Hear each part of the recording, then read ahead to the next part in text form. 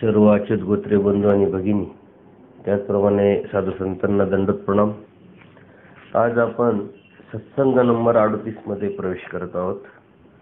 मागील सत्संगामध्ये परमेश्वर प्राप्तीसाठी जे ज्ञान आणि प्रेम जी दोन साधनं सांगितले, त्यासाठीचे 21 अधिकार आपल्या शास्त्रामध्ये सांगितले. त्यातील परमेश्वराचे 14 अधिकार आपण बघितले. त्या 14च्या 14ही अधिकारामध्ये आपण कसं बसतोय याचं चिंतन आपण केलं पाहिजे किंवा केलं असेल. आपण या 14 अधिकारात परमेश्वराच्या नियमात आपण जरी बसत असलो तरी 7 अधिकार जीवाचे आहे आणि त्याच्यामध्ये हा जीव जर बसला तर परमेश्वर या सृष्टीमध्ये आपल्याला त्यांचं प्रेम किंवा ज्ञान देऊ शकतात. आणि ते जीवाचे 7 अधिकार आपण आज बघणार आहोत. त्यातला पहिला अधिकार आहे कर्मभूमी. परमेश्वराचे ज्ञान किंवा प्रेम मिळवण्यासाठी प्रथम जीवाचा हा जो जन्म आहे तो कर्मभूमीत झाला पाहिजे. कारण कर्मभूमी व्यतिरिक्त भूमीमध्ये पाप पुण्याची म्हणजे संत असंत पुण्याची निष्पत्ती होत नाही. आणि यामुळे कोणत्याच साधनाची पूर्णता होत नाही. साधनेच्या फळासाठी किंवा परमेश्वराच्या परमधामाला प्राप्तीसाठी जीवाचा जन्म हा कर्मभूमीत असणं किंवा होणं अत्यंत गरजेचं आहे. त्याच्याशिवाय परमेश्वर या जीवाला ज्ञान किंवा प्रेम देऊ शकत नाही. कारण कर्मभूमीमध्ये कर्मनिष्पत्ती होत असते, पाठीमागचं संपत असतं, पुढचं लागत असतं. म्हणजे असंत जी सामुग्री किंवा असंत जे आपले कर्म आहे ते आपण नासवत असतो भोगून. आणि संत जे धर्माच्या अनुषंगाने जे आचार विचार पाळण्याचं आचरण करण्याचा जो विषय आहे तो आपण करत असतो. कर्मभूमी व्यतिरिक्त जी भोगभूमी आहे म्हणजे ती भोगवण्यासाठी केलेली भूमी आहे ती तिथं कोणत्या प्रकारचं जे आपण जोडायचं अध्यात्माच्या अनुषंगाने ते जोडल्या जात नाही. ते फक्त पाठीमागचं नाचतंय. म्हणजे येथील कर्मभूमीमधला जो नरकात गेलेला जीव आहे म्हणजे चलद्रूप 84 लाख योनी असेल, स्थावराचे झाडं वगैरे ते असतील, त्याच्यात आणि भोगभूमीच्या मनुष्य जन्मात काही फरक नाही. कारण इथंही ते भोगतात आणि पाठीमाग तिकडं भोगभूमीमध्ये सुद्धा ते भोगतात. म्हणून जीवाचा कर्मभूमीमध्ये जन्म झालेला असला पाहिजे. आणि तो कर्मभूमीतला जो जन्म आहे तो कसा असला पाहिजे तर हे पण पुढच्या अधिकारात येणार आहे. कारण कर्मभूमीत जन्म झाला पण कुत्र्याच्या जन्मात झाला, उपयोग काय त्याचा? तर त्याच्यासाठी जे 7 अधिकार आहे त्यातला कर्मभूमी हा पहिला अधिकार. आपण कर्मभूमीत जन्माला आलेलो आहे म्हणजे या पहिल्या नियमात आपण बसतो हे तुमच्या लक्षात येईल. दुसरा अत्यंत महत्त्वाचा जो अधिकार आहे मनुष्यत्व. म्हणजे कर्मभूमीत जन्माला आलो पाहिजे परंतु मनुष्य योनीमध्ये आलो पाहिजे. कारण परमेश्वराचे ज्ञान किंवा प्रेम मिळवायचे जर असेल तर मनुष्य देहाचे जे युक्तत्व आहे ते अत्यावश्यक असतं. कारण मनुष्य देहाव्यतिरिक्त कोणत्याही योनीत पापपुण्याची निष्पत्ती होत नाही. मानव देहातच मनुष्य ज्ञान मिळू शकतो, क्रिया आचार करून परमेश्वरास प्राप्त करू शकतो. आणि म्हणून कर्मभूमीत जन्माला यायचंय परंतु मनुष्य योनीत यायचंय. जर मनुष्य योनीत जर आपण जन्माला आलो नाही कर्मभूमीमध्ये तर ती नरक योनीमध्ये जन्माला येऊन उपयोग काही नाही. कारण ते भोगवण्यासाठीच तो जन्म असतो. चलद्रूप असेल, स्थावराचं नरक असेल, तेही जीव आहे परंतु भोगण्यासाठी नरक योनीत गेलेले असल्यामुळं ते कर्मभूमीत जन्माला येऊन त्यांचा काही उपयोग नाही. म्हणून 84 लाख योनीमध्ये सर्वश्रेष्ठ जी योनी आहे मनुष्य देहाची, ती मनुष्य देहाची योनीमध्ये कर्मभूमीत जर मनुष्य जन्माला आला तरच परमेश्वर त्याला ज्ञान किंवा प्रेम देऊ शकतात. आणि आज आपण या कर्मभूमीमध्ये मनुष्य जन्माला आलेलो आहे.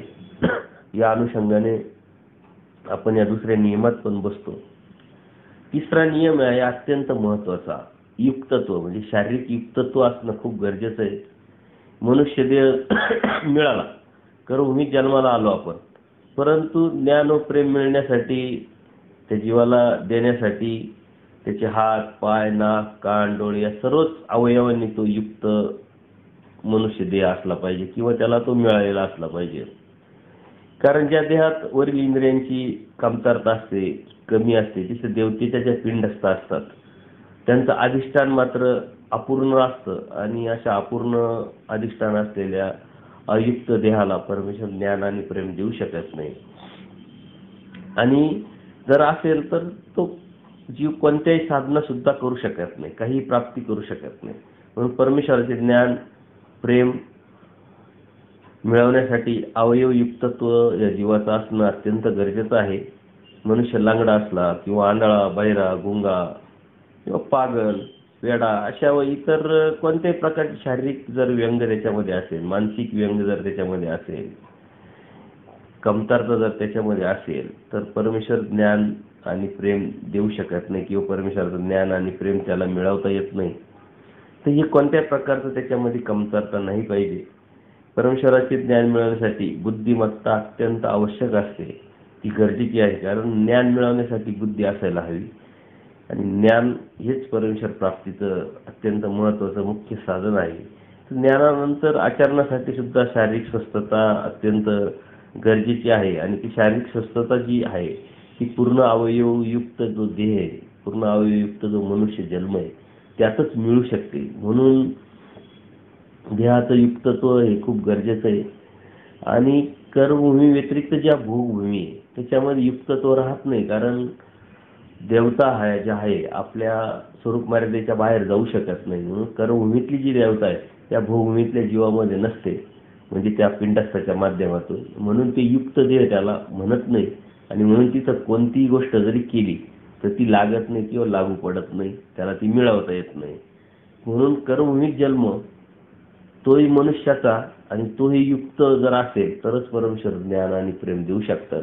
तर आपण जर विचार केला, आपलं चिंतन केलं तर आपण किती भाग्यवान आहोत की आपण कर्मभूमीत जन्माला आलो, मनुष्य जन्मात जन्माला आलो आणि पूर्ण शारीरिक दृष्टिकोनातून, बौद्धिक दृष्टिकोनातून सक्षम आहोत, युक्तत्व आहोत.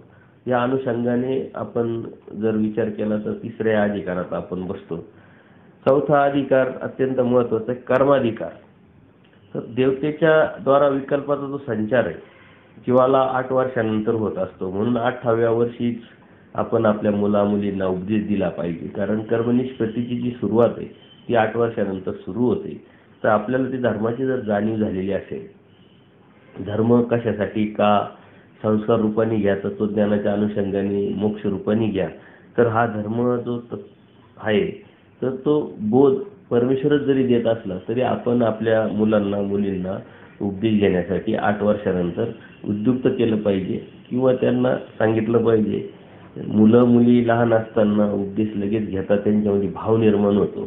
तर 8 वर्ष जे आहे हे कर्माधिकार प्राप्त होण्याचा जो विषय आहे, तर देवतेच्या द्वारा जो विकल्पाचा जो संचार जीवाला होत असतो तो 8 वर्षानंतरच लागत असतो. त्यामुळेच पाप पुण्याचे लेख हे त्यानंतरच जीवास लागतात. त्यामुळे कोणत्याही कर्माचा अधिकार प्राप्त होण्यासाठी जीवाचे वय 8 वर्षापेक्षा जास्त असावयास हवे, त्यावेळेसच तो कर्माधिकार प्राप्त होत असतो. याचा अर्थ त्यांचे वय हे कर्माधिकारासाठी युक्त हवे. 8 वर्षापेक्षा जास्त वय असलेला जीव यास पात्र ठरतो. इथं साहित्यामध्ये क्लिअर कट सांगितलेलं असल्यामुळं आपण आपल्या मुलांना मुलींना लगेच 8 वर्षानंतर उपदेश द्यायला हरकत नाही आणि द्यायलाच पाहिजे. तर आपण गैरसमज असतो किंवा अज्ञान असतं, अन्यथा ज्ञान असतं की मुलगी आहे तर ती कोणत्या ठिकाणी जाईल, कशी जाईल, मग तिला उपदेश कसा द्यायचा. खरं म्हणजे तुम्ही काहीच करू शकत नाही. जे बी करणार ते परमेश्वर करणार आहे. परमेश्वराच्या समर्थवादावरती जर आपली निष्ठा असेल तर परमेश्वराचं त्या जीवाला जर केलं तर तो परमेश्वर आपोआपच सहाय्य करतो.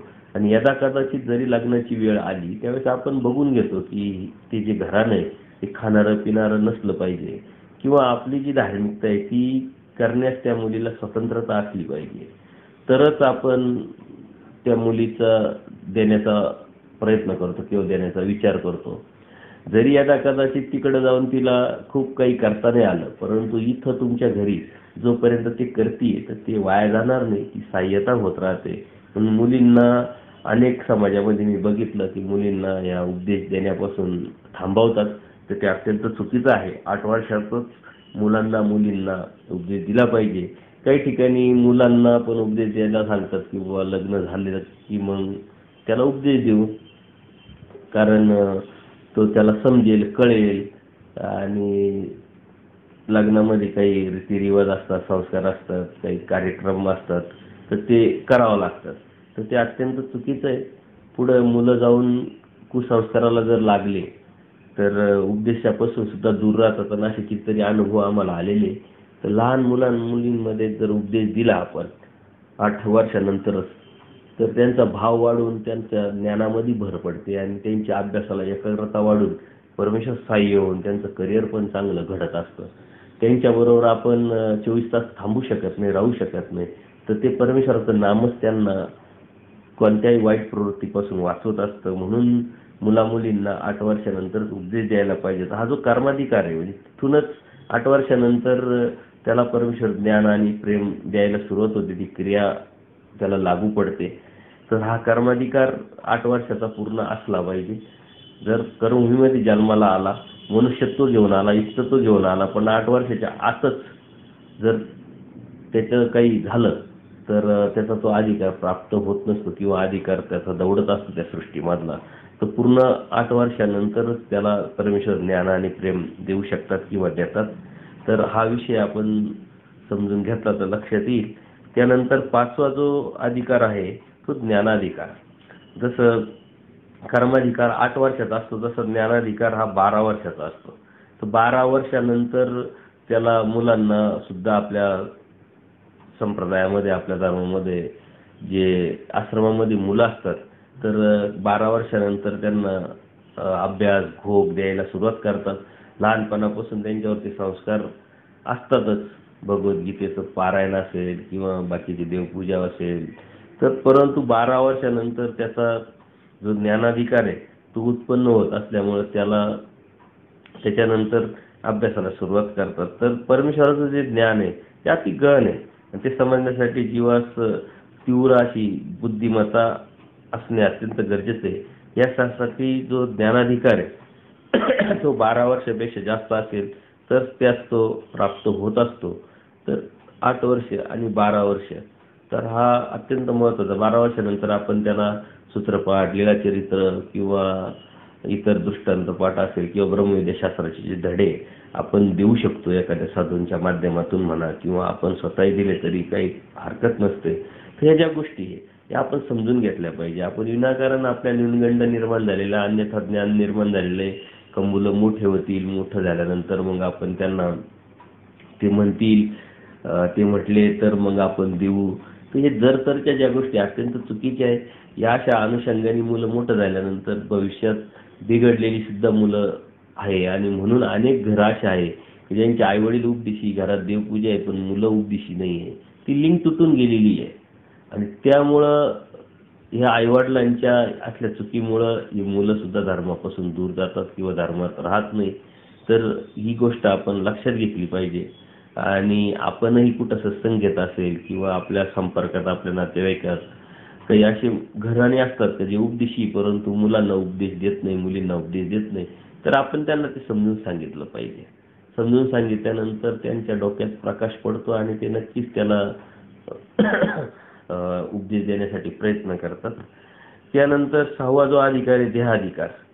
म्हणजे परमेश्वराचं जे ज्ञान आहे, ज्ञानप्राप्तीनंतर त्या ज्ञानावरती आधारित परमेश्वराचा जो प्राप्तीसाठी आचरणाची जी गरज असते, ज्ञान मिळवण्याची जी गरज असते, त्या आचरणाशिवाय किंवा ज्ञानाशिवाय परमेश्वर प्राप्त होत नसतो. असा आचार धर्म पाळण्यासाठी, धर्मसेवा करण्यासाठी ज्या जीवास तेवढी सक्षमता असणे अत्यंत गरजेचे आहे. यासाठी निरोगी शरीर त्या जीवास असणं गरजेचं आहे. त्याच्यासाठी आपण प्रयत्न केला पाहिजे. देहाधिकार म्हणजे आपल्या शारीरिक दृष्टिकोनातून आपण सक्षम असलं पाहिजे. म्हणून परमेश्वरांनी व्यायामे वाई तुटे व्यायाम करायला लावलेला आहे, पण आपण ते करत नाही. आज मार्गांमध्ये या गोष्टी खूप अशा सिरियसता घेत नाही. परंतु पूर्वी आपल्या इतिहासामध्ये जेव्हा आपण जातो, धर्मामध्ये जातो, बाईसा ज्या भक्त होत्या त्या हजार दंडोत घालायच्या. आचार्यांकडून जर काही चुकी झाली तर 500 दंडवताची शिक्षा परमेश्वर त्यांना द्यायची. तर दंडोत जर घातला तर हा अति उत्तम व्यायाम आहे. त्याच्यामुळं शारीरिक सक्षमता आपल्यामध्ये निर्माण तर होतच असते, पण त्याच्यामुळं एक बुद्धीमध्ये सुद्धा तजेला आणि सक्षमता निर्माण होत असते. जर एखादा मनुष्य आजारी आहे, कोणत्या तरी पिढीनं काही जरी व्यापलेला आहे, तर तो एकाग्र कधीच होऊ शकत नाही ना, त्याच्याकडून स्मरण होऊ शकत ना, परमेश्वराचं ज्ञान तो मिळू शकत ना, आचरण करू शकत. म्हणून धर्म सेवा किंवा धर्मज्ञान किंवा धर्म आचरण करण्यासाठी शारीरिक क्षमता खूप गरजेची आहे आणि ती आपण पाळली पाहिजे. आजकाल लाईफस्टाईल खूप बदलली, त्याच्यामुळं अनेक आजार आणि व्याधी झालेली माणसं आपल्याला पाहायला भेटतात. परंतु परमेश्वरांनी शास्त्रामध्ये खूप सुंदर अशी लाईफस्टाईल सांगितलेली. पहाटे 3ला उठून स्मरण, चिंतन, ध्यान धारणा केल्यानंतर 5 वाजता आरती, त्यानंतर 6 ते 7ला आपण आपलं उरकल्यानंतर परत दंडोत. तर जे दंडोत आहे ते दररोज 50-100 घातले तर कोणत्याही प्रकारचा प्रॉब्लेम येत नाही.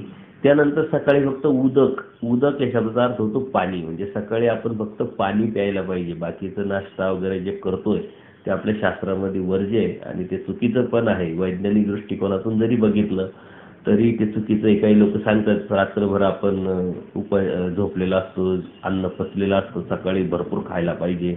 परंतु काम करणं, बाहेर राहणं, त्याच्या अनुषंगाने ती लाईफस्टाईल. परंतु शास्त्राच्या अनुषंगाने जर ठरवलं तर सकाळी फक्त उदक घेतलं पाहिजे.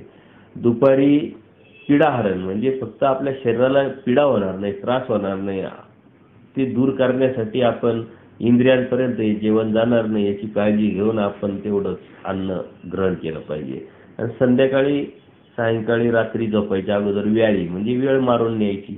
तर अत्यंत लाईट असं जेवण जर केलं तर तो माणूस सतत सक्षम राहील, निरोगी राहील, तजेलदार राहील. त्याचं स्मरण, चिंतन हे त्याला साधता येईल आणि आचरण सुद्धा त्याला करता येईल. तर तो देहाधिकार हा अत्यंत महत्त्वाचा सर्व आहे. परंतु जर तुम्ही आजाराने जर पीडित असेल, थकलेले असतील, वय झालेलं असेल तर तुमच्याकडून कोणतीही गोष्ट काही होत नाही. म्हणून वेळ ही अत्यंत महत्त्वाची आणि ती वेळ शारीरिक दृष्टिकोनातून सक्षमपणे जर आपण सांभाळली किंवा पकडली तर नक्कीच आपल्याला परमेश्वराचं ज्ञान आणि प्रेम होत असतं. 7वा आणि शेवटचा अत्यंत महत्त्वाचा जो अधिकार आहे, मूळाधिकार. म्हणजे वरील सर्वच अधिकाराबरोबर मूळाधिकार असणं अत्यंत गरजेचं आहे. म्हणजे त्याच्या पूर्वकर्मात वा गतकर्मात आहे ना, गतसृष्टीत त्याच्याकडून काहीतरी निष्काम अन्नदान घडल्यानेच त्यास युक्त असं मनुष्य योनी प्राप्त होत असते. तर तो ज्ञानाधिकार प्राप्त होत असतो. याच्याकरता त्याच्याकडून असे निष्काम अन्नदान घडल्यानेच त्यास युक्त मनुष्य योनी प्राप्त होऊन ज्ञानाधिकार सुद्धा प्राप्त होत असतो.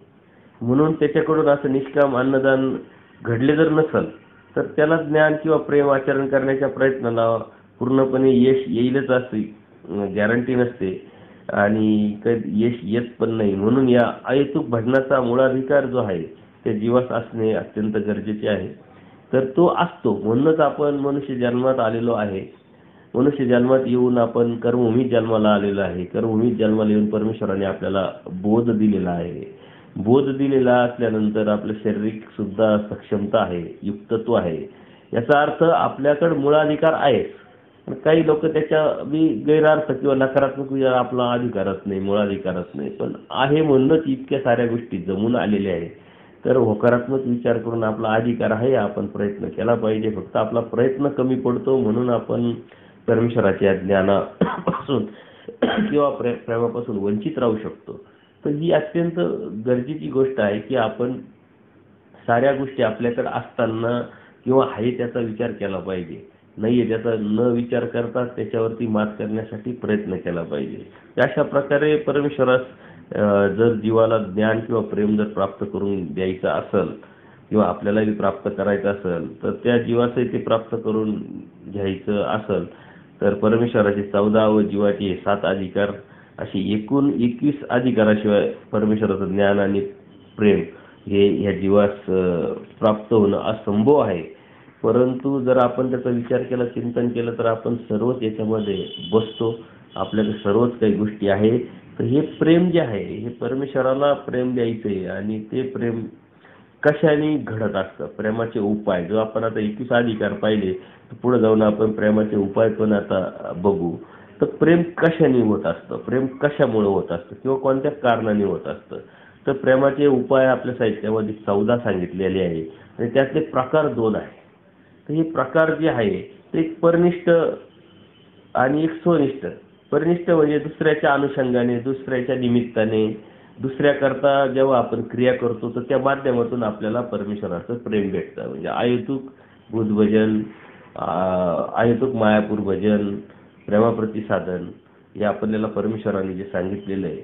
तर दुसऱ्याच्या अनुषंगाने म्हणजे दुसऱ्याची सेवा करता करता, एखाद्याच्या भक्ताची आपली, एखाद्या साधकाची आपली जर आपल्याकडून निमित्ताने काही सेवा जर घडली तर ती परनिष्ठ म्हणजे दुसऱ्याच्या अनुषंगाने जे मिळतं ते परमेश्वराचं प्रेम परनिष्ठ असतं. आणि स्वनिष्ठ म्हणजे स्वतःच्या अनुषंगे, म्हणजे स्वतः करताच क्रिया करते म्हणजे आचरण करणे. नित्यविधीचं आचरण करता करता विवेक छापला तर त्यातून सुद्धा स्वनिष्ठ अशा स्वनिष्ठ क्रियेतून सुद्धा प्रेमाचा उपाय जोडला जातो आणि प्रेम घडत असतं. तर ह्या परनिष्ठ आणि स्वनिष्ठ अशा क्रियेमधले 2 प्रकार आहे ना, त्याच्यामध्ये परनिष्ठ क्रिया जी आहे त्याच्यात 8 प्रकार आहे. म्हणजे 14 मधले 8 प्रकार हे परनिष्ठ आहे आणि राहिलेले 7 हे स्वनिष्ठ आहे. तर ते परनिष्ठ म्हणजे कोणते हे आपण जर बघितलं तर आपल्या लक्षात येईल. तर दुष्काळ किंवा जो भुकेलेला आहे, ज्याला गरज आहे, त्याला जर आपण दुष्काळाच्या वेळेस किंवा भुकेलेल्या व्यक्तीला जर आपण जीव घातलं त्या भावाने, त्या हेतूने किंवा त्या शुद्ध मनाने, तर थोर असं गोमटं होत असतं. तर अनुसरलेल्या मार्गाला कार्यावंताला दुष्काळ पडला एखाद्या ठिकाणी आणि त्या मार्गाला जर आपण अन्नदान केलं किंवा एखादा अनुसरलेला जीव आहे त्याला आपण त्या दुष्काळात जर अन्नदान केलं, आपल्याकडून ते घडलं, तर थोर असं आपल्याला गुमट लागत असतं. किंवा तर प्रेमोपाय जोडण्याचा अत्यंत महत्त्वाचा आणि पहिलाच परनिष्ठ क्रियेचा जो भाग आहे. तर अशा वेळेस परमेश्वर आपल्याकडून करून घेतात. आपला प्रयत्न, आपली प्रार्थना पण तशी असली पाहिजे. तर काही भागांमध्ये आता तो प्रकार घडत नाही, कारण पूर्वी दुष्काळ पडायचे, प्रॉब्लेम्स यायचे, अडचणी यायच्या, पण आजही काही ठिकाणी या गोष्टी घडतात. तर त्यावेळेस आपण मात्र सावध राहून प्रेमोपाय जोडण्याच्या अनुषंगाने आपण ती क्रिया केली पाहिजे. परत दुसरा जो परनिष्ठ क्रियेचा जो प्रकार आहे, संघ सांगात म्हणजे संघ देणे. कोणाबरोबर तरी जोडीला आपण असते. तर नवीन जो अनुसरलेला चर्यावंत जो आहे, चर्येसाठी जर जात असेल तर त्याला आधार दिला पाहिजे किंवा नूतन अनुसरला त्याला मार्ग दाखवला पाहिजे. शास्त्रासाठी आधार दिला असता प्रेमाधिकार सुद्धा तो निष्पन्न होत असतो. त्याला मार्गदर्शन केलं पाहिजे, त्याला आधार देऊन बाबा तुम्ही करू शकता, तुमचा अधिकार मोठा आहे. किंवा त्याला जर गरज पडली तर त्याची संगत आपण जर ती जोडली किंवा त्या अनुषंगाने जर त्यांना सपोर्ट केला, थोडक्यात पाठिंबा दिला, तर ते त्यांना प्रेमाधिकार निष्पन्न होईल. तर त्यांनी त्यांच्या निमित्ताने आपल्याला सुद्धा प्रेमाधिकार निष्पन्न होत असतो. तिसरा जो आहे, अर्थवंताला शास्त्र सांगितले असता प्रेमोपाय निष्पन्न होत असतो. तर एखादा अर्थवंत असतो, त्याला कळकळ असते, इच्छा असते, नवीन नवीन साधक असतात किंवा काही नवीन नामधारक असतात, वासनिक असतात. तर त्यांना अशी इच्छा असते पाहिजे का आपल्याला शास्त्र व्हावं, आणि ते जर आपल्याला विचारत असेल तर आपण शास्त्रातल्या अत्यंत मोकळेपणाने जे आपल्याला येतंय, जे आपल्याला शिकलोय आपल्या गुरूंकडून, ते मोकळेपणाने आणि कोणत्या आडपडदानं सांगतं त्याला सांगितलं पाहिजे. आपण विनाकारण ते लपून ठेवतो, नाही नाही तुमचा अधिकार नाही, योग्यता नाही, पात्रता नाही, तो आता विषय नाही, ते आता ठिकाण नाही, अशी जर टाळाटाळ जर केली तर आपल्याला प्रेम जोडणार किंवा प्रेमाचं जो निष्पन्न होणार होतं ते होऊ शकत नाही. म्हणून अर्थवंताला शास्त्र सांगितलं पाहिजे. आपल्याला जे सांगता येतं तेच सांगितलं पाहिजे. चुकीचं न सांगता आपण कबूल केलं पाहिजे की मला हे येत नाही. तर ह्या ज्या गोष्टी अर्थवंत जो असतो त्याला त्याची ज्ञानाची जी भूक आहे, ज्ञानाची जी तहान आहे, ती भागवणे याचा सुद्धा प्रेमाचा उपाय आहे आणि ते प्रेम आपण जोडू शकतो. तर परनिष्ठ क्रियेमधला हा तिसरा प्रकार आहे. चौथा प्रकार आहे आपल्या पडल्याची शुश्रूषा. म्हणजे आसक्ती जाईपर्यंत किंवा आजार जाईपर्यंत जर त्याची शुश्रूषा किंवा त्याची सेवा जर केली तर प्रेमोपाय निष्पन्न होत असतो. आता आपल्या पडल्याची शुश्रूषा, आपल्या डोक्यात एकच असतं की एखादा कोणी आजारी आहे, अशक्त आहे, वय झालेलं आहे त्याची, परंतु काही शारीरिक आजारी जसे असतात तसे मानसिक आजारी असतात, किंवा एखादा आचारावरून सुद्धा पडलेला असतो, तर त्याला मार्गदर्शन करून त्याची शुश्रूषा ती एक प्रकारे, तर त्या पद्धतीनं, किंवा एखाद्याला कोणा व्यक्तीला काही द्रव्याची गरज असते तर द्रव्याने सुद्धा आपण शुश्रूषा म्हणजे सेवा करू शकतो. तर जी सेवेच्या माध्यमात ज्या ज्या गोष्टी येतात आणि जिथं जिथं गरजेचं आहे ते जर आपल्या म्हणून आणि आपण जर ते करण्याचा प्रयत्न केला तर त्या सेवेच्या माध्यमातून आपल्याला परमेश्वराचा प्रेमोपायाची निष्पत्ती घडत असते. परत पाचवा जो अत्यंत महत्वाचा परनिष्ठ जो प्रेमाच्या उपायातला जो क्रिया आहे ती श्रम निवृत्ती, म्हणजे शारीरिक मानसिक सेवा शुश्रूषेद्वारे श्रम निवृत्ती करणे. एखादा मनुष्य थकून आलेला आहे किंवा मानसिक त्याचं मानसिक संतुलन बिघडलेलं आहे, तर त्यांची सेवा आपण केली पाहिजे. ती सेवा करत असताना ते सेवेचे अनेक वेगळे भाग असू शकतात. मग त्यांना काही साहित्याच्या अनुषंगाने काही द्यायचं असेल, काही पैशाच्या अनुषंगाने, काही औषधं वगैरे त्या अनुषंगाने काही जर त्यांचं द्यायचं असेल, किंवा शारीरिक जर त्यांचं थकलेलं असेल तर त्या शारीरिक थकवा घालवण्यासाठी काही दवाखान्याची व्यवस्था किंवा काही आपण औषधोपचार जर केले तर त्याद्वारे सुद्धा श्रमनिवृत्ती त्यांची होत असते. आणि त्यातूनच या साधकांच्या माध्यमातूनच आपल्याला प्रेमाचा उपाय निष्पन्न घडत असतो. तो प्रेमाचा उपाय जोडण्यासाठी आपण या गोष्टीचा जर विचार केला तर कळत न कळत आपल्याकडून या सेवा घडत असतात. परंतु आपला हेतू, आपला भाव शुद्ध असणं अत्यंत गरजेचं आहे. अदृष्टपर असणं गरजेचं आहे की मला प्रेम व्हावं, मला देव व्हावा, या अनुषंगाने जर केली तर ती सेवा पदरात पण पडते आणि परमेश्वर स्वीकारतात. आपली प्रार्थना असेल, आपली वासना असेल तर अशा क्रिया परमेश्वर स्वतः योग पण आणून देतात. तर आपण ती प्रार्थना आणि आपण ती इच्छा, वासना ठेवली पाहिजे. सहावा जो उपाय अन्य धर्मापासून काढून परधर्मी लावणे, तर त्याला ज्ञान, बोध, क्रिया, अनुसरणापर्यंतच्या क्रियेला आपण निमित्त होतो. तर त्या निमित्ताला त्या हातभार लावण्यातून सुद्धा प्रेमोपाय घडत असतो ना, हा अत्यंत महत्वाचा आहे. आपण मागच्या 2 सत्संगांमध्ये घेतलं की अन्य लोकांशी कसं बोलावं, त्यांना कसं धर्म सांगावा आणि देवतेच्या धर्मापासून तोडून कसं परमार्गाला लावावं. तर परमेश्वर स्वतः सांगतं, हे काही सानेबाई, हे काही कुणी करू शकत नाही. तर परमार्गाला अन्य मार्गापासून परमार्गाला लावणं हे खूप अवघड काम असलं तरी बोध आणि बोधशक्ती परमेश्वराकडून असल्यामुळं आपण फक्त प्रयत्न करणं गरजेचं आहे. आणि ती तळमळ, ती कळकळ प्रयत्न जर असला, थोडंसं शास्त्राचं नॉलेज त्याला त्या पद्धतीनं आपण जर समजावलं तर नक्कीच या उपाय आपल्याला सहजासहजी घडू शकतो आणि या उपायातूनच आपल्याला परमेश्वराचं प्रेम सुद्धा येऊ शकतं. परत सातवा जो उपाय अत्यंत महत्वाचा आहे. परमार्गावर काही जर संकट आलं, मग काही अन्नदानाच्या माध्यमातून असेल, औषध उपचाराच्या आजाराच्या माध्यमातून असेल, किंवा काही शास्त्राचं सुद्धा संकट असतात, काही स्थानाच्या ठिकाणी असलेल्या अडचणी असतात, तर त्या बुद्धी कौशल्याने जर उपाधी सामुग्रीने जर संकटाचं निराकरण जर केलं तर त्यांनी थोर प्रेमोपाय घडत असतो. तर आपापल्या जिल्ह्यामध्ये काही स्थानाच्या ठिकाणी काही अडचणी असतात, काही रस्त्याच्या अडचणी असतात, ती सेवा आपण केली पाहिजे. त्याचं जीर्णोद्धाराच्या अनुषंगाने असेल किंवा काही शास्त्रावरती काही घाला आला, अन्य लोक अज्ञानामुळे, अन्यथा ज्ञानामुळे या गोष्टी करतात, तर त्यावरती सुद्धा आपण सपोर्ट केला पाहिजे. तर परमार्गावरती कोणतेही संकट, अडीअडचणी जर आल्या आणि आपण तिथं खंबीरपणे उभं राहिलो, आपल्या बुद्धी कौशल्याने त्याच्यावर ते संकट दूर करण्याचा प्रयत्न केला, खरं म्हणजे करणारा परमेश्वरच आहे, तो समर्थ आहे, पण आपण उभं राहिलं पाहिजे तिथं त्या भावनेने, त्या उद्देशाने, तर नक्कीच आपल्याला परमेश्वराचे प्रेमोपायाची जी निष्पत्ती ती घडत असते. आणि शेवटचं पण अत्यंत महत्वाचं जे आहे, ईश्वराकारणे, साधनवंता कारणे किंवा परमार्गा कारणे ध्येय ओढवणे असा प्रेमाधिकार निष्पन्न होत असतो.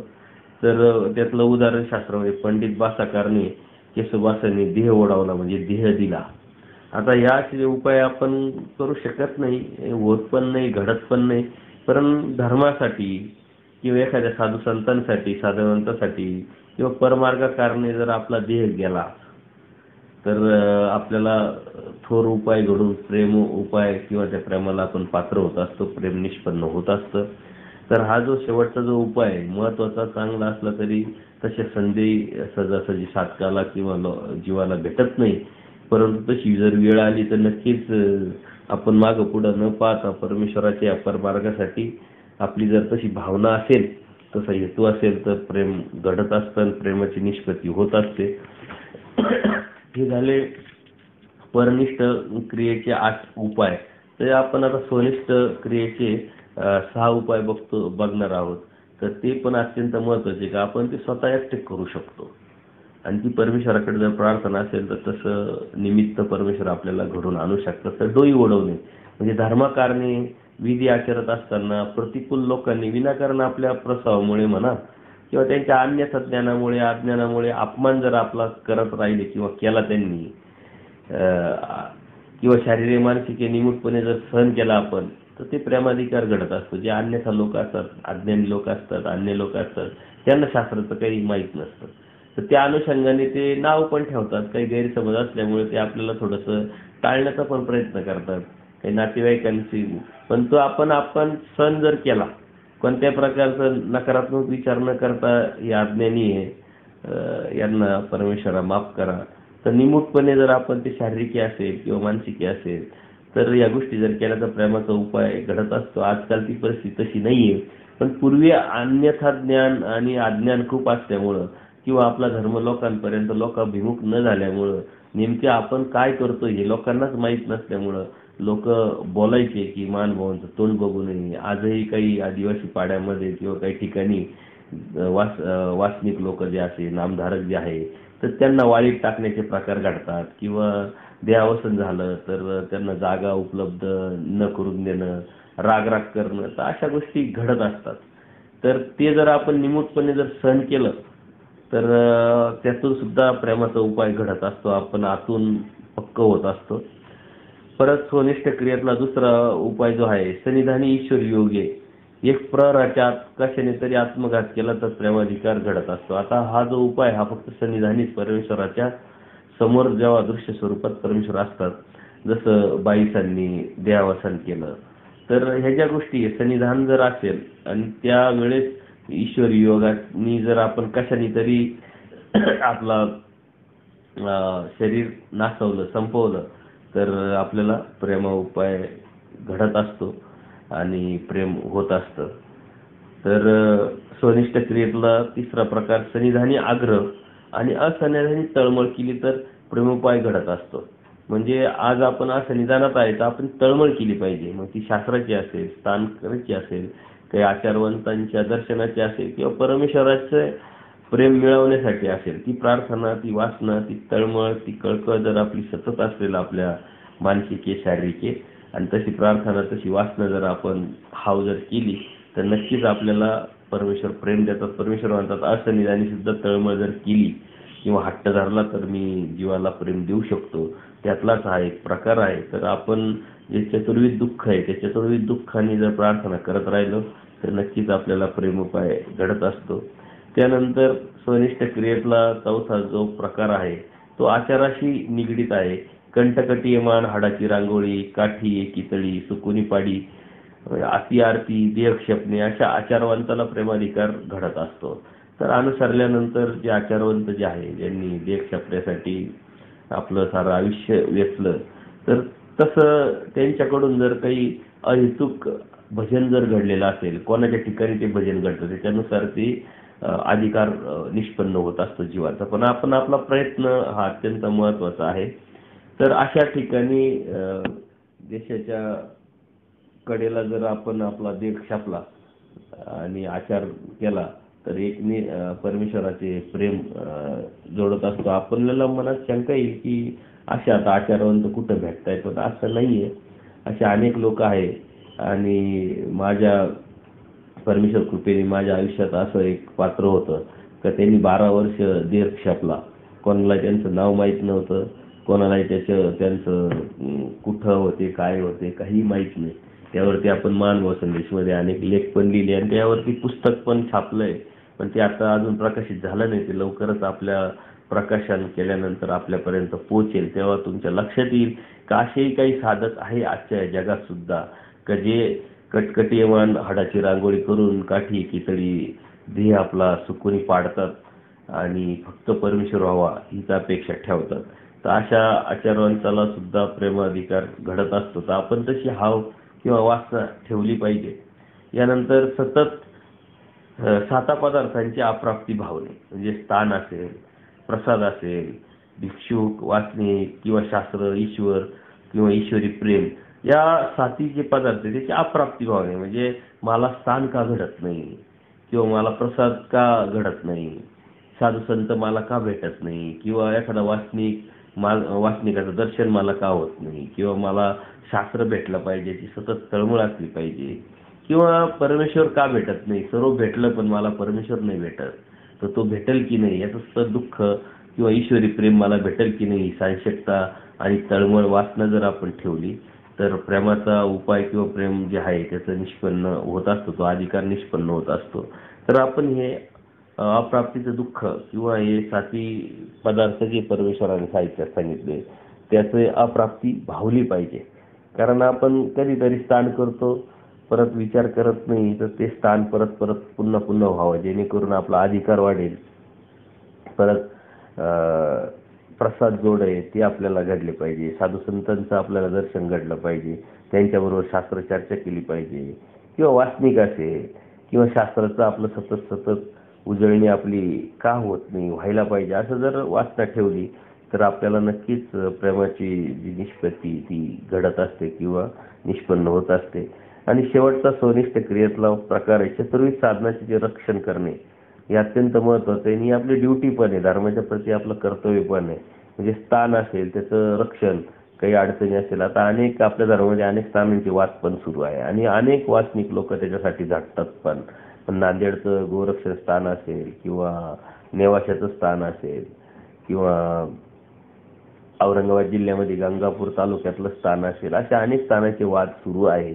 तिथं अनेक वासनिक साधू संत झटत असतात. तर ते स्थान आपण आपल्यासाठी परमेश्वराने निर्माण केलेलं आहे, तर त्याचं जतन त्याचं रक्षण करणे आपली ड्युटी आहे. किंवा प्रसाद जोड आहे, आता अनेक मार्गांमध्ये 800 वर्षापासून प्रसाद जोड साधू संतांनी सांभाळून ठेवलेले आहे आणि त्याचं जतन करून पुढच्या पिढीसाठी ते उपलब्ध करून देतात. तर ते रक्षण करणं, त्यांचं संवर्धन करणं हे बी एक प्रेमाचा उपाय आहे.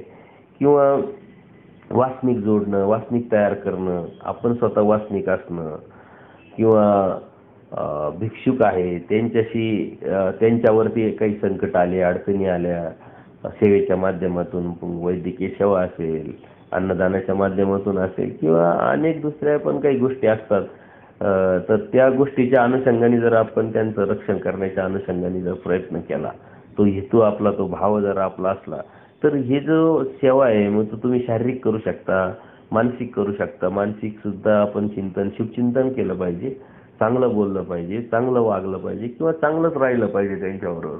विनाकारण कारण नसताना कोणतेही आपण याचं त्याचं जे आपण नकारात्मक बोलत असतो, तर ते न करता सेवेच्या माध्यमातून आपण ती गोष्ट आपला भाव असला पाहिजे.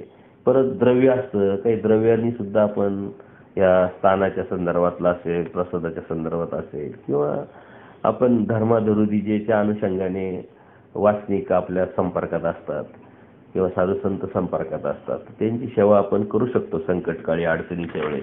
तर आपण ह्या ज्या गोष्टी आहे ह्या आपण जर केल्या तर नक्कीच आपल्याला त्याचा फायदा होईल आणि हे परमेश्वराचं जे प्रेम आहे ते निष्पन्न होत असतं.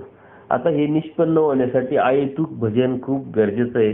पण त्याच्या अहेतुक भजन म्हणजे काय हे आपल्याला जर समजलं नाही तर आपल्याला ते करता येत नाही. न करता आपण करत राहतो आणि आपण कधीतरी कोणीतरी आपल्याला समजावलं का आपल्या लक्षात अरे हे आम्हाला माहीतच नव्हतं. तर अहेतुक म्हणजे परमेश्वर व्हावा ह्याच हेतूनं जी क्रिया केली जाते त्याला अहेतुक भजन म्हणतात. तर त्यात हेतू कोणता नसावा. अहेतुक भजनाचे ज्ञान व अहेतुक मायापूर भजनाने प्रेम प्राप्त होत असतं. ज्ञान आणि प्रेम हे दोन्ही भजनाने घडत असतं, पण त्यात अहेतुकपणा अत्यंत गरजेचा आहे. आपण करतो पण कोणत्या तरी फायद्यासाठी, जीव स्वार्थी असल्यामुळं त्याचा विचार करत दृष्टपर आपण फायदा व्हावा म्हणून आपण करत असल्यामुळं आपण त्या परमेश्वराच्या ज्ञानापर्यंत किंवा परमेश्वराच्या प्रेमापर्यंत पोहोचतच नाही. तर ते पोहोचवण्यासाठी आपल्याला परमेश्वराचं ज्ञान आणि प्रेम मिळवण्यासाठी जसं ह्या नियमात बसायचंय तसं अहेतुक भाव हा असणं अत्यंत गरजेचं आहे. तर ज्ञान आणि प्रेम हे दोन्ही अहेतुक भूत भजनानी, अहेतुक मायापूर भजनानी घडत असतं आणि त्याला अनन्य साधारण असं महत्व आहे. किंवा अहेतुक क्रिया हीच परमेश्वराची भक्ती आहे. कारण अदृष्ट पराकडे आपण जाणं, परमेश्वराची भक्ती करणं म्हणजे देवतेपासून तुटणं आणि दृष्टपर भक्ती करणं म्हणजे देवतेचीच भक्ती करणं. म्हणजे आपण परमार्गात असून सुद्धा उपयोग नाही. तर हेतू तो कोणता नसला पाहिजे आपल्या हृदयामध्ये. तर धर्मबुद्धीने किंवा पुण्य हेतूने जर आपण भजन घातलं म्हणजे आपला धर्म आहे आणि ते भजन घातलंच पाहिजे, किंवा काहीतरी पुण्य लाभले आहे हेतूने जर आपण भजन घातलं तर त्यातून हेतू निष्पन्न होत असल्यामुळे ते अहेतुक भजन घडत नाही. म्हणून आपण धर्म हेतूने किंवा आपल्याला पुण्य घडल या हेतूने आपण घातलं नाही पाहिजे. परमेश्वर प्राप्त व्हावा, परमेश्वर यातूनच प्राप्त होणार आहे, परमेश्वर यातूनच मला कळणार आहे, समजणार आहे, धर्म माझा शेवटच यातूनच जाणार आहे, ह्या हेतूने ह्या विचाराने जर आपण केलं तरच ते हा हेतू घडल. दुसरा जे अत्यंत महत्वाचा विषय अभिमान. म्हणजे आपल्याला अभिमान असतो आपल्या धर्माचा, आपल्याला अभिमान आहे असायला पाहिजे. परंतु अभिमानाने जर आपण भोजन घातलं तर मग आपण काय करतो, त्याच्यामध्ये अहंभाव येतो. चार लोकांसमोर आपण म्हणतो अरे मी भजन म्हणजे मी माझी पंगत आहे, चला माझ्या पंक्तीला, इकडं तिकडं. तर ते अभिमान जो असतो त्या अभिमानातून जर भोजन घातलं तर तो अहेतुक घडत नाही. ते हेतू अभिमानाचा असल्यामुळं परमेश्वर त्याला स्वीकार करत नाही. दाक्षिण्य म्हणजे नातेवाईक आहे म्हणून भजन घालणे. आपल्या नातेवाईकांमध्ये कुणी दीक्षा घेतलेली असते, कुणीतरी काहीतरी ब्लड रिलेशन असतं, कोणाच्या तरी माध्यमातून असतं, तर वो आपल्या नातेवाईक आहे, आपले संबंधित आहे. म्हणून मग क्रिया जर केली, म्हणून आपण भजन घातलं, म्हणून आपण पंक्ती जर दिली तर ती दाक्षिण्य या अनुषंगाने हेतुक मोडतं, म्हणून अहेतुक ते घडत नाही. परत स्नेह, प्रेम आहे बाबा, स्नेहामुळं ओळखी झालेली आहे, प्रेम झालेलं आहे, मग चला पंगत द्यायला पाहिजे. तर त्या प्रेमामुळं स्नेहामुळं म्हणजे साधू संतांचं प्रेम असेल, स्नेह असेल, ओळख असेल, तर त्यातून सुद्धा जर आपण पंगत दिली तर ते हेतुकच घडतं आणि म्हणून ते अदृष्ट पराकड म्हणजे परमेश्वरापर्यंत पोहोचत नाही. परमेश्वर त्याचा स्वीकार होत नाही. त्याचा स्वीकार नाही झाला तर आपल्याला ज्ञान आणि प्रेम निष्पन्न होऊ शकत नाही. म्हणून आपल्या भक्तीमध्ये अदृष्ट पराला, अहेतुक पराला अत्यंत महत्व आहे आणि जो अहेतुक करेल किंवा अदृष्टपर करेल त्यालाच परमेश्वर भक्ती म्हणतात किंवा तीच परमेश्वर भक्ती आहे हे आपण समजलं पाहिजे. किंवा पाचवा जो प्रकार आहे कार्य, काही कार्य केले म्हणून भजन गाणे. म्हणजे आपण लग्न करतो, आपण घरामध्ये काहीतरी पारायण करतो किंवा कोणत्या तरी अनुषंगाने घरभरणी करतो आणि मग आपण जर विचार केला चला आपण आता अन्नदान करू, तर कार्याच्या अनुषंगाने जर अन्नदान केलं, भजन घडवलं तर ते हेतुक मध्ये मोडतं, ते अहेतुक मध्ये मोडत नाही. ना अशा काही निमित्ताने आपण कार्यक्रम घेत असतो आणि त्या कार्यक्रमातून आपण अन्नदान करत असतो, त्या अन्नदानातून परमेश्वराचं प्रेम आणि ज्ञान निष्पन्न होत नाही. तर ते हेतुक घडत असल्यामुळं ते अहेतुकाकडे झुकत नाही. परत भयाने, सहावा जो प्रकार आहे भय, आपल्या मनामध्ये भय आहे, त्याला भीतीमुळे भजन घातलं पाहिजे. जर मी पंगत नाही दिली, मी अन्नदान नाही केलं तर याला कारण माझं काही होतं का काय, मला काही अडचणी येतात का काय, संकट येतात का काय, हे जर भय जर अज्ञानाने अन्यथा ज्ञानाने जर असेल तर ते हेतुक होतं. भय आहे म्हणून घालतोय आपण अन्नदान, तर ते अदृष्टपराकडे जात नाही, ते हेतुक होतं. परत सातवा जो प्रकार आहे अत्यंत उपकार, काही अज्ञान असतात, अन्यथा ज्ञान असतात, उपकार वर्ताला चला आपण काहीतरी केलं पाहिजे, माझ्याकडे आहे ना परमेश्वराने दिलेले पैसे आहे, अडीअडचणीच्या वेळेस हे पैसे आपण उपयोगी लावत असतो, तर चला आपण एखादी पंगत करू, साधू संतांना जीव घालू. तर या उपकार भावना जर आपल्या मनामध्ये आली तर त्या उपकार भावना ही हेतुकमध्ये मोडते आणि म्हणून परमेश्वराकडे आपण झुकत नाही. त्यातून ज्ञान प्रेम परमेश्वराचं निष्पन्न होत नाही. तर अहेतुक आपलं जर घडलं आणि अशा प्रकारची हेतू जर नसले तरच ते आपल्याला परमेश्वर प्राप्त होत असतात. परत आठवा जो प्रकार आहे अनुकंपा, म्हणजे कीव आली म्हणून भजन घालणे. यांना कोण जीव घालल, हे साधू यांनी सारं सोडून दिलेलं आहे, पण परमेश्वर समर्थ आहे त्याच्यामुळं त्यांना कोणी घालणार नाही म्हणून आपण घातलं पाहिजे. आपल्याला कीव आली पाहिजे, अनुकंपा.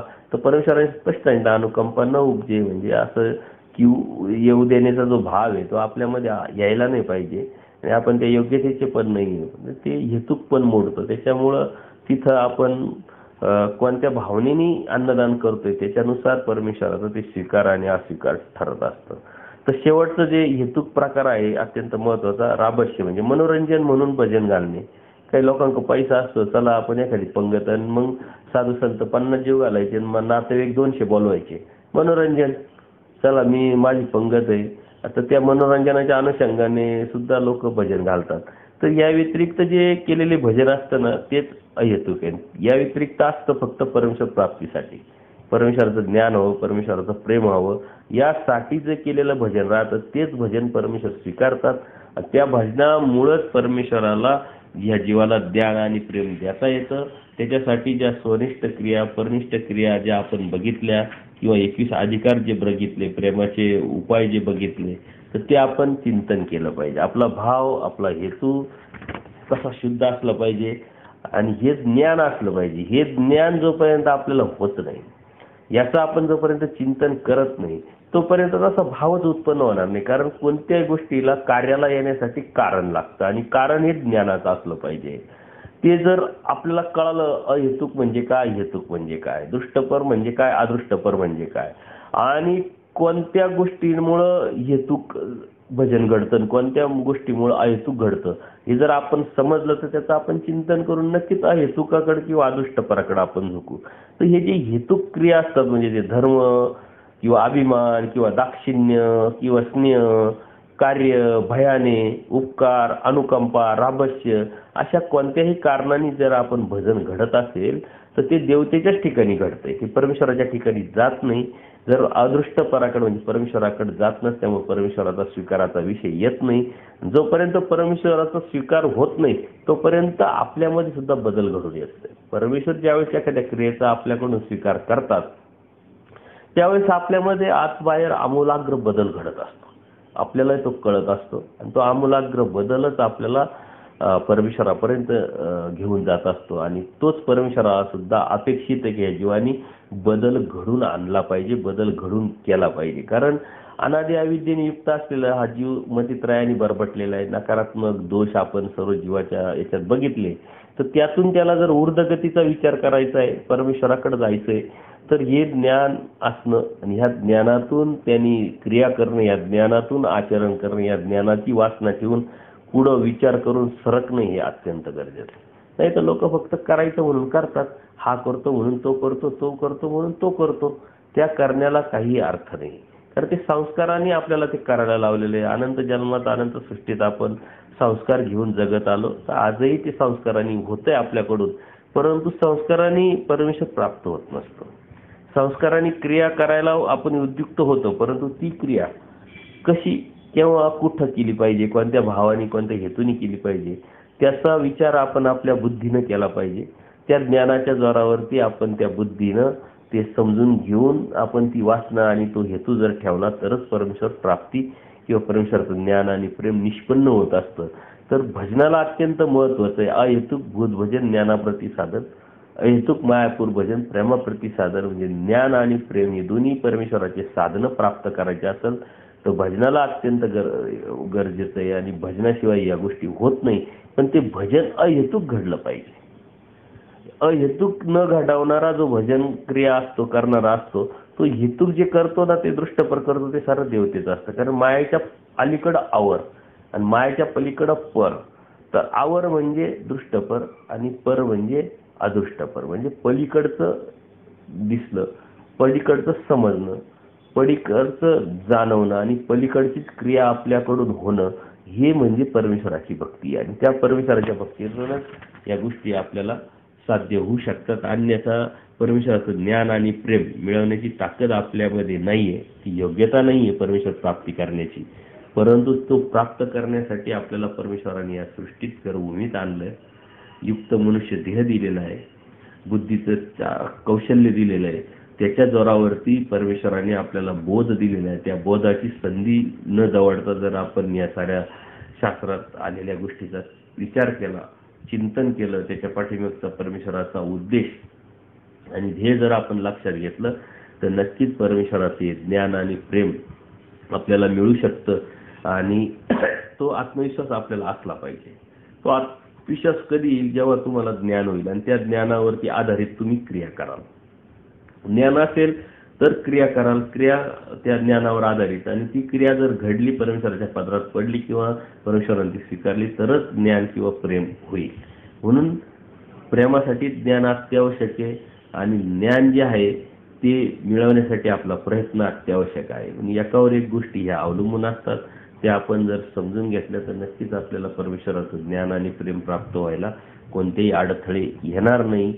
यानंतर आपण अशा वेगळ्या विषयावरती सत्संग घेणार आहोत. आज आपण परमेश्वराच्या प्राप्तीसाठी जे 21 अधिकार आहेत, त्या 21 अधिकारातले जे 7 जीवाचे अधिकार आहेत ते बघितले.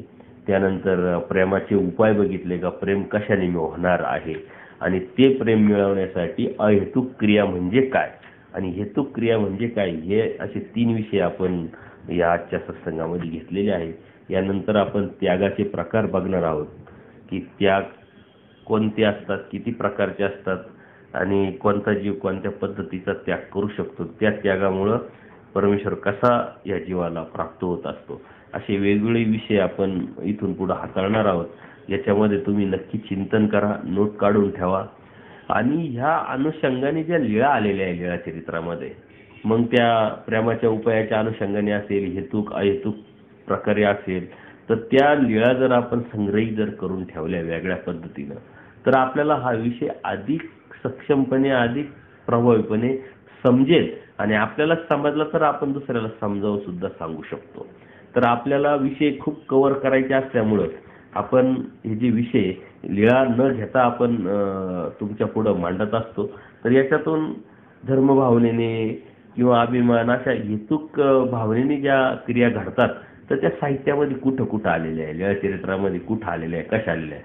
सारंग पंडित परमेश्वराकडे 60 वेळा परमेश्वराला विनंती केली आणि आरोगणा त्यांनी करायला लावली परमेश्वराला, परंतु ती परमेश्वराने स्वीकारली नाही. कारण त्यांचा हेतू जो होता तो निरपेक्ष नव्हता, अदृष्टपर नव्हता, परमेश्वर या भावनेने नव्हता.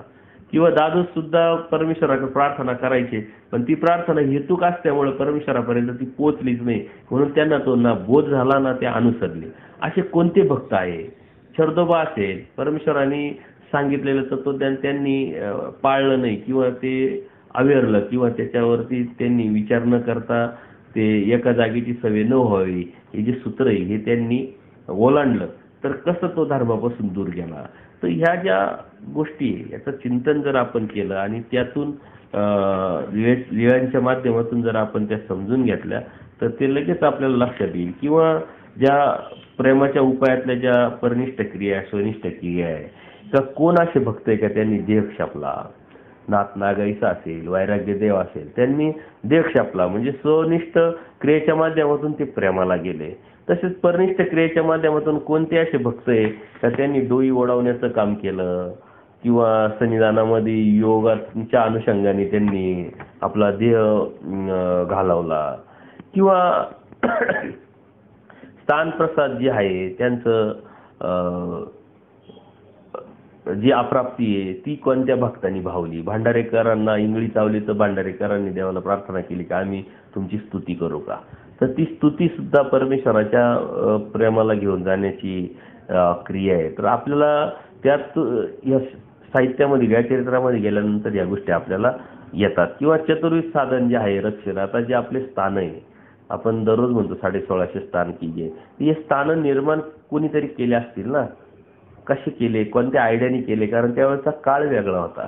ते स्थान शोधणं, तिथं परमेश्वराची लीळा कोणती झाली ते बघणं, त्याच्यानंतर ते ओटे तयार करणं, त्याच्यावरती ते मांडणं आणि नंतर पूजा अर्चेच्या माध्यमातून ते ताब्यात ठेवणं, हे सोपं काम नाही आहे.